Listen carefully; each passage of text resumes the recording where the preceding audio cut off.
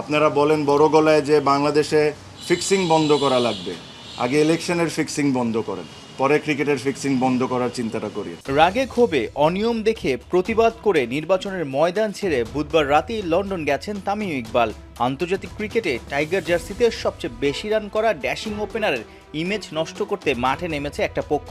ক্রীড়া উপদেষ্টা আসিফ মাহমুদের মধ্যস্থতায় কি বিসিবি নির্বাচনে ফিরবেন তামিম ইকবাল?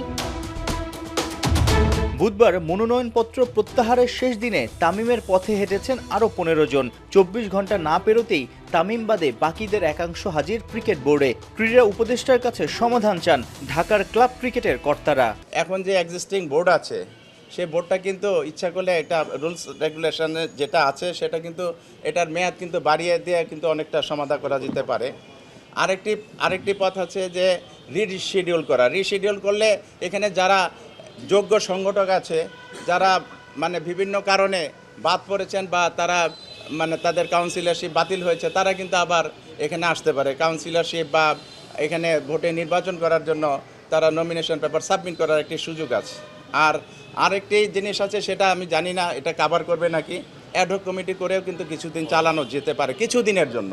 সেটা এই সাম্প্রতিক এই সংকটগুলি উত্তরণের জন্য ক্রিকেটের সাথে আমরা কিন্তু এটা করতে পারি। এই দাবিগুলি আমরা আমাদের অভিভাবক যে এখন বর্তমানে মাননীয় ক্রীড়া উপদেষ্টা, ওনার কাছে আমরা আপনাদের মাধ্যমে জানাতে চাই। অনুরোধ করব আমাদের মাননীয় উপদেষ্টা এবং আমাদের বর্তমান যে বোর্ড আছে তারা এটাকে আমলে নেবেন এবং এটা যেন দুনিয়ার কাছে আমরা ছোট না হই, এই জায়গাটার দিকে একটু নজর দিতে হবে ইনশাল্লাহ। ভোটার লিস্ট নিয়ে আপত্তি, নানা রকমের অনিয়ম ঠেকাতে সোচ্চার এই ক্লাব কর্তারা।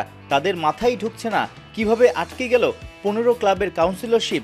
বিসিবির সাবেক সভাপতি ও বর্তমানে রেঞ্জার্স ক্রিকেট একাডেমির কাউন্সিলর ফারুক আহমেদের রিটেই দুদকের অবজারভেশনে আছে সেই 15 ক্লাব। 5 আগস্টের পরে প্রেসিডেন্ট হিসাবে বাংলাদেশ ক্রিকেট বোর্ডের প্রেসিডেন্ট হিসাবে নিয়োগ পেয়েছিলেন এবং উনি এসেই কিন্তু তখন একটা লিগের আয়োজন করেছিলেন। তখন কিন্তু এই 15টা ক্লাব খেলেছিল। যদি কোনো এই ক্লাবগুলি সম্বন্ধে কোনো দ্বিধাদ্বন্দ্ব থাকতো, ক্লাবগুলির এক্সিস্টিং সম্বন্ধে কোনো প্রশ্ন থাকতো, তাদের ব্যাপারে যদি কোনো মানে ইনকোয়ারি থাকতো, তাহলে তো এই ক্লাবগুলি খেলতে পারতো না। তখন এই সিদ্ধান্তটা হতো। তখন কিন্তু উনি ক্রিকেটের মঙ্গলের জন্য এবং ক্রিকেটকে মানে আরও এগিয়ে নেওয়ার জন্য কিন্তু জটিলতা এড়ানোর জন্য কিন্তু এগুলি সব অ্যালাউ করেছিল এবং এই ক্লাবগুলি কিন্তু তখন বিভিন্ন জনের মানে হাতে ছিল। তখন কিন্তু কোনো সমস্যা হয়নি।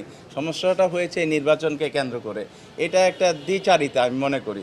উনিই রিড করেছে, এটা কিন্তু আসলে কেমন হয়, ব্যাপারটা কেমন হয়, উনিই কিন্তু অ্যালাউ করেছেন, উনি আবার রিড করেছেন। 6 অক্টোবর ক্রিকেট বোর্ডের নির্বাচন, মাঝের এই সময়ে নতুন কোনো নাটক কি দেখা যাবে? সাইফুল রূপক, 71।